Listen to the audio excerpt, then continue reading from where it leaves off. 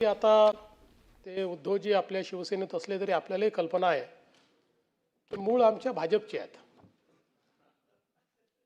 त्यांचं सगळं राजकीय जीवन हे भारतीय जनता पक्षातच सुरू झालं. भारतीय जनता पक्षामध्ये आम्ही सगळ्यांनी युवा मोर्चामध्ये काम केलेलं आहे आणि एक अतिशय प्रभावी नेते म्हणून भारतीय जनता पक्षामध्ये ते काम करत होते. ठीक आहे, त्यावेळेस आमच्या पक्षात काही वाद झाले आणि त्या वादामध्ये त्यांना पक्ष सोडावा लागला किंवा पक्ष त्यांनी नाही सोडला. त्या वादामध्ये पक्षाने त्यांना सोडलं आणि मग ते तेव्हाचा आमचा मित्रपक्ष, ते आमचा मित्रपक्ष आहेच, फक्त थोडे काही बदल झाले आहेत. अशा शिवसेनेमध्ये त्यांनी त्या ठिकाणी प्रवेश केला.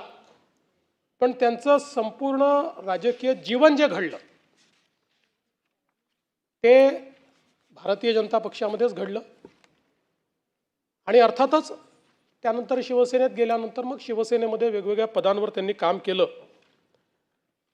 खरं म्हणजे मूळ पत्रकारितेचा त्यांनी अभ्यास केला आणि जनसंवाद आणि वृत्तपत्र विद्यात त्यांनी MA केलं.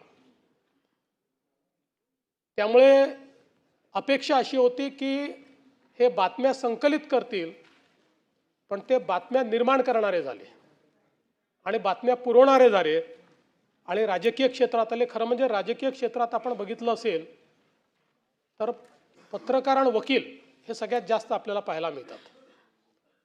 आणि मला असं वाटतं एका चांगल्या पत्रकाराला आपण मुकलो, पण एक चांगला नेता हा या सभागृहाला या ठिकाणी मिळाला.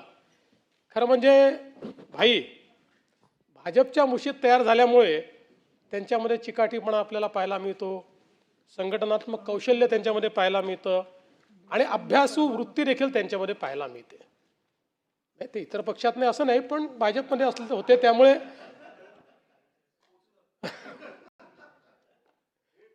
15 वर्ष काम केलं त्यांनी भाजपमध्ये, थोडं का नाही.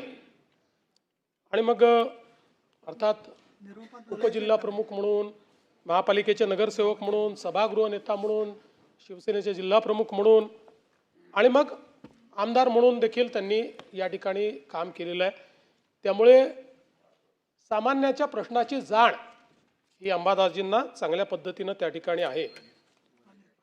2014ला विधानसभेची निवडणूक देखील त्यांनी लढली होती. काही कारणाने ते त्या ठिकाणी विधानसभेच्या त्या निवडणुकीत पोचू शकले नाहीत.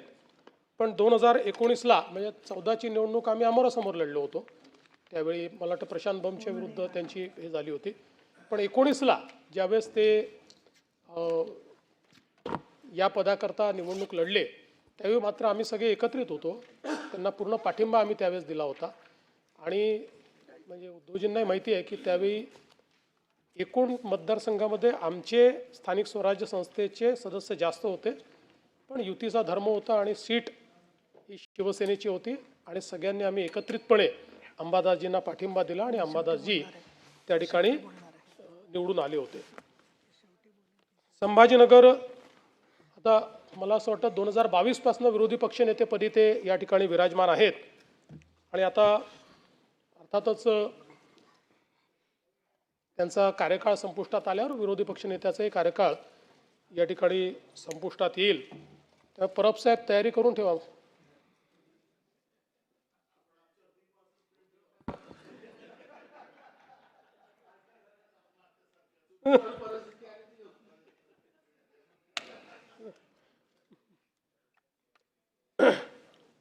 संभाजीनगर जिल्हा बँकेत संचालक, मातृभूमी प्रतिष्ठान, अखिल भारतीय वारकरी महामंडळ, जिल्हा हँडबॉल संघटना, जिल्हा योग संघटना, स्वामी समर्थ प्रतिष्ठान अशा अनेक संस्थांशी त्यांचा अतिशय निकटचा संबंध आला आहे. सगळ्यात महत्त्वाचं योगशास्त्रात त्यांनी MA केलं आहे आणि योग क्रियांमध्ये ते अतिशय निपुण आहेत. मागच्या काळामध्ये जेव्हा आपण योग दिनाच्या निमित्ताने विधानसभेच्या आवारामध्ये अध्यक्षांनी योग दिन आयोजित केला होता, त्यावेळी जेवढे योग ट्रेनरनी केले तेवढेच योग त्यांनी देखील करून दाखवले. आम्ही बाकी सगळे चाचपडत होतो, पण त्यांनी अतिशय चांगल्या पद्धतीनं त्या ठिकाणी, आणि नुसतं हे योग नाही, वेगवेगळे योग देखील ते जुळवून आणतात. संजय केणेकर आहेत का सभागृहात? आमच्या संजय केणेकरांचा प्रेमविवाहही त्यांनी जुळवून आणलेला आहे.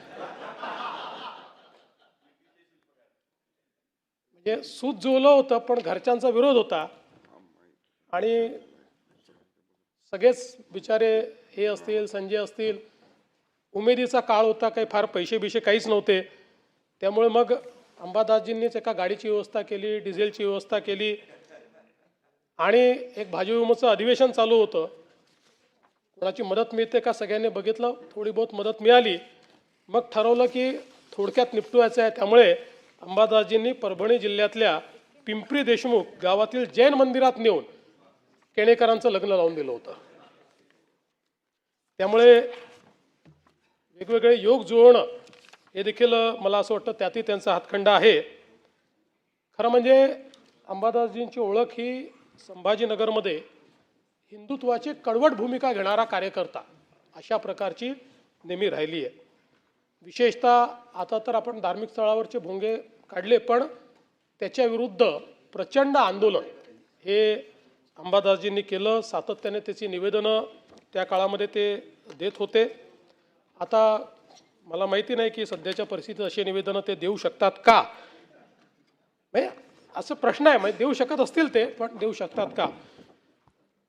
आणि तसे ते कट्टर सावरकर भक्त देखील आहेत. म्हणजे जरी बंटी पाटलांच्या बाजूला बसावं लागलं तरी अजून सावरकर भक्ती सोडली नाही दानवे साहेबांनी. हां, एकदम.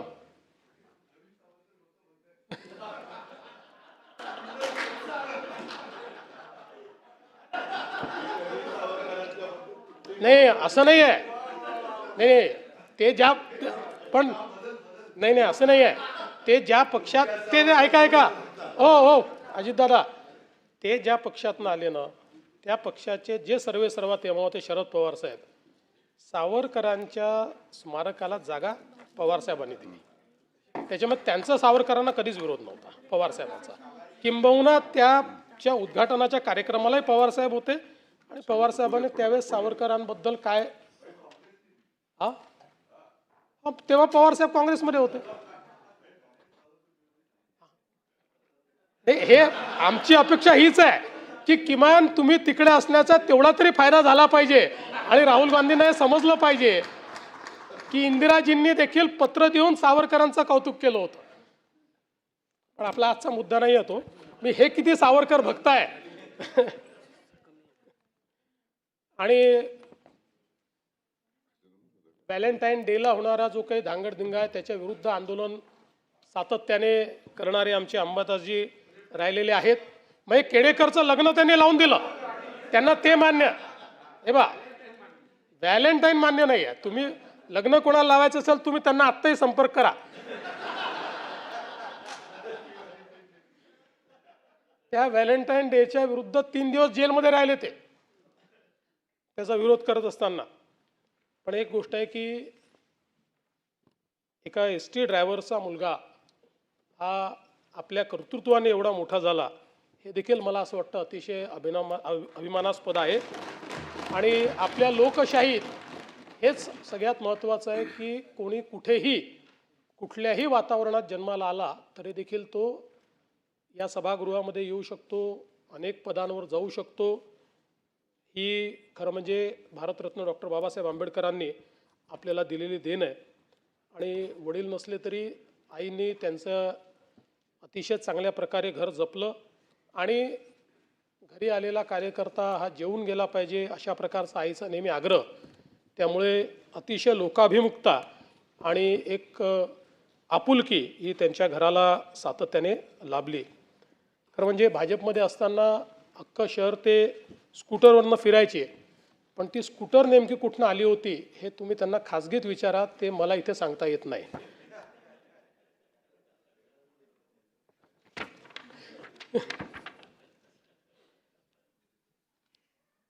अंबादासजींची आंदोलन करण्याची जी काही पद्धत आहे ती पण एक वेगळ्या प्रकारची. एकदा टेलिफोन एक्सचेंजच्या विरुद्ध एक आंदोलन करायचं त्यांनी ठरवलं आणि सहकाऱ्यांना सांगितलं की आज आपल्याला पार्टी करायची आहे, त्यामुळे तुम्ही कोंबडी घेऊन या, दारूची एक बॉटल घेऊन या आणि डांबर घेऊन या. आणि मग ते कार्यकर्त्यांनी विचारलं की दारूची बॉटल कशा करता? म्हणाले घेऊन या, आपल्याला पार्टी करायची आहे. म्हणाले पित नाही, तर म्हणाले जो पितो त्याच्याकरता आपण घेऊन चाललो आहे. असं करून टेलिफोन एक्सचेंजमध्ये गेले. पहिले त्या अधिकाऱ्याच्या तोंडाला डांबर फासलं आणि मग त्याला दारूची बॉटल आणि कोंबडी भेट दिली आणि त्या ठिकाणी फोटो काढला. सगळ्यांना अटक झाली आणि मग त्यावेळेस 8 दिवस आपल्याला जेलचं पाहुणचार हा त्या ठिकाणी प्राप्त झाला होता. आणि हे सांगण्याचं कारण काय की तो पाहुणचार संपला पण बेल घ्यायला कोणीच येईना. त्यावेळेस संजय केणेकरांचे सासरे, ज्यांच्या मुलीला पळवून यांनी केणेकरांची लग्न लावून दिलं होतं, त्या सासऱ्यांनी येऊन यांची बेल घेतली आणि हे बाहेर आले. त्यामुळे खरं तर तसे दानवेसाहेब अतिशय प्रतिभावान आहे. 1988 12वीची परीक्षा उत्तीर्ण झाली तेव्हा ते मराठवाड्याच्या गुणवत्ता यादीमध्ये होते. 6व्या क्रमांकावर गुणवत्ता यादीमध्ये आले होते. आणि एकदा SSCचा पेपर फुटला तर त्यांना फार त्याचा राग आला आणि त्यावेळेस बोर्डाच्या ऑफिसमध्ये जाऊन त्या ठिकाणी त्यांनी टेबलावर उड्या मारण्याचं आंदोलन केलं होतं. आणि अतिशय अभिनव पद्धतीनं त्यांनी हे आंदोलन त्या ठिकाणी केलं होतं. त्यामुळे वेगवेगळ्या पद्धतीची आंदोलनं ज्याच्यातनं आपला प्रश्न ठळकपणे सगळ्यांपुढे येईल अशा प्रकारची आंदोलनं करण्याची त्यांची सवय राहिली आहे.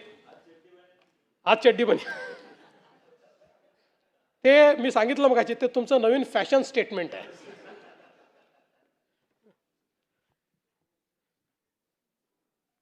वंदे मातरम करता थोडी नाही 31 आंदोलनं ही त्या ठिकाणी अंबादासजींनी केली. आणि संभाजीनगरच्या नामांतरणाकरता देखील त्यांनी अनेक आंदोलनं केलं. मला आनंद आहे की आमच्या शिंदे साहेबांच्या नेतृत्वात आमचं सरकार आल्यानंतर छत्रपती संभाजीनगर हे नामकरण आम्ही केलं. नाही उद्धवजी, नाही एक असं नाही. एक मिनिट नाही सांगतो. नाही एक मिनिट अरे मला बोलू द्या.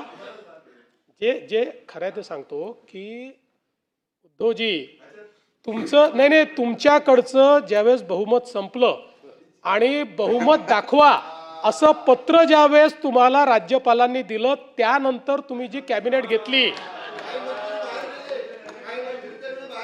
त्यावेळी जी तुम्ही मंत्री ती बैठकही इल्लीगल होती. अशा प्रकारे राज्यपालांनी आपल्याला पत्र दिल्यानंतर बहुमत नसताना अशी बैठक घेता येत. चला तरी तथापि तुम्ही म्हणजे असं तुम्ही वाईट वाटून घेऊ नका, पण याला उशिरा आलेलं शहाणपण म्हणतात. त्यामुळे जाता तुम्ही पण त्यानंतर ज्यावेळी पूर्ण बहुमत आम्ही सिद्ध केलं ते बहुमत सिद्ध करून छत्रपती संभाजीनगरचा प्रस्ताव आम्ही मंजूर केला आणि तो केंद्र सरकारने देखील मंजूर केला. पण पुन्हा मी याच्यावर येतो की यातलं महत्त्वाचं आहे की याकरता आपण अनेक आंदोलनं केली हे महत्त्वाचं आहे. म्हणजे सगळ्यांचं जे कॉन्ट्रीब्युशन आहे खरं म्हणजे तर यात सर्वात मोठं कॉन्ट्रीब्युशन हे हिंदू हृदय सम्राट शिवसेना प्रमुख बाळासाहेब ठाकरेंचं आहे. कारण त्या संभाजीनगरच्या पहिल्या सभेमध्ये महापौर निवडून आल्यानंतर त्यांनी त्यावेळी घोषित केलं होतं की आजपासून याला संभाजीनगर हे नाव देण्यात येतं आहे. त्यामुळे त्यांचं कॉन्ट्रीब्युशन आहे. त्यामुळे मला असं वाटतं की निश्चितपणे आपण एक महत्त्वाचं काम या ठिकाणी या संदर्भात केलं आहे.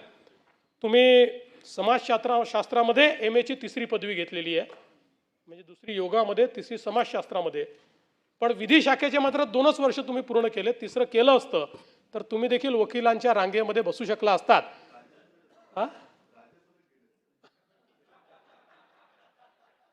पण अजूनही तुम्ही करू शकता. म्हणजे 1च वर्ष राहिलं आणि तुम्ही तसे हुशार आहात. त्यामुळे एक वकील म्हणून मला असं वाटतं की तुम्ही वकिली पूर्ण करावी आणि निश्चितपणे हे काम करावं. मूळ यांचा पिंड हा अतिशय धार्मिक आहे. भागवत सप्ताह असेल, कावड यात्रा असेल, गणपती अथर्वशीर्ष पठण असेल, नवरात्र उत्सव असतील, यात सातत्याने आघाडीवर असलेले अंबादासजी हे आपल्याला या ठिकाणी पाहायला मिळतात.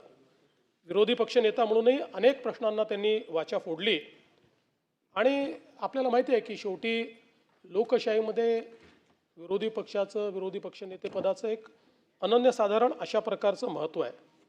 मी देखील काही काळ विरोधी पक्षनेता राहिलो आणि मी खालच्या सभागृहात सांगितलं की माझा तर जीवनातला जास्त काळ हा विरोधी पक्षात गेला आहे. म्हणजे माझी PhD विरोधी पक्षात कसं काम करायचं याच्यावर आहे. हे तर मी गेल्या 10 वर्षात शिकलो, शासनात कसं काम करायचं. त्याच्यामुळे मला असं वाटतं की निश्चितपणे एक विरोधी पक्षनेता म्हणून एक आपली प्रतिमा, आपलं नाव तयार करण्याचं काम अंबादासजींनी केलं. अनेक प्रश्नांवर कधी आक्रमक भूमिका घेत, कधी गौप्यस्फोट करत त्यांनी आपल्या परीनं या पदाला जो न्याय देता येईल तो न्याय देण्याचा प्रयत्न केला. आणि म्हणूनच म्हणजे मी जसं म्हणालो की या टर्मचं त्यांचं आता हा निरोप समारंभ आहे. पण आपल्या शुभेच्छा आहेत, त्यांनी पुन्हा या सभागृहात यावं. आल्यानंतर त्याच पदावर असावं असं काही नाही. मी असं म्हटल्यावर हे म्हणतील पळवापळवी करतात म्हणून. उद्धवजी,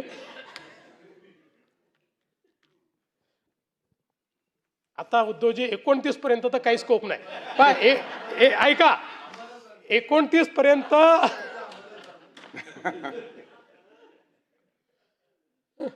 आम्हाला तिकडे याचा स्कोप उरला नाही. 29 तुम्हाला इकडे याचा स्कोप आता विचार करता येईल. म्हणजे त्याचा विचार आपण वेगळ्या पद्धतीने करू. पण आम्हाला तिकडे जायचा स्कोप हा काही या ठिकाणी उरलेला नाही.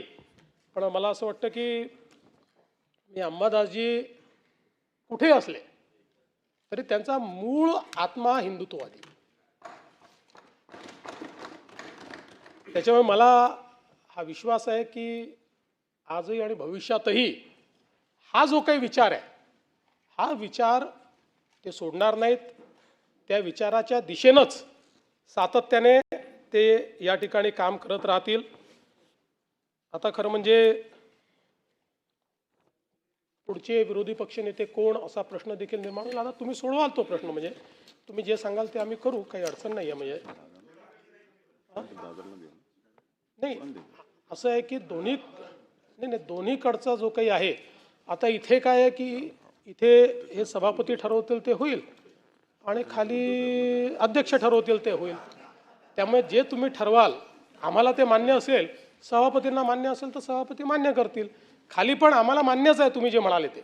पण अध्यक्षांना ज्यावेळेस मान्य होईल त्यावेळी त्याचा निर्णय हा त्या ठिकाणी देखील होईल.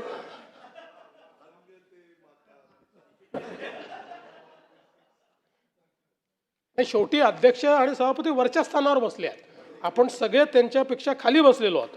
त्यामुळे त्यांचा निर्णय अंतिम असतो आणि तो आपल्या सगळ्यांना मान्यच करावा लागतो. आणि लोकशाहीचा संकेत आहे, मुख्यमंत्री किती मोठा असला तरी अध्यक्षांनी किंवा सभापतींनी सांगितलं तर ते ऐकावंच आपल्याला लागतं.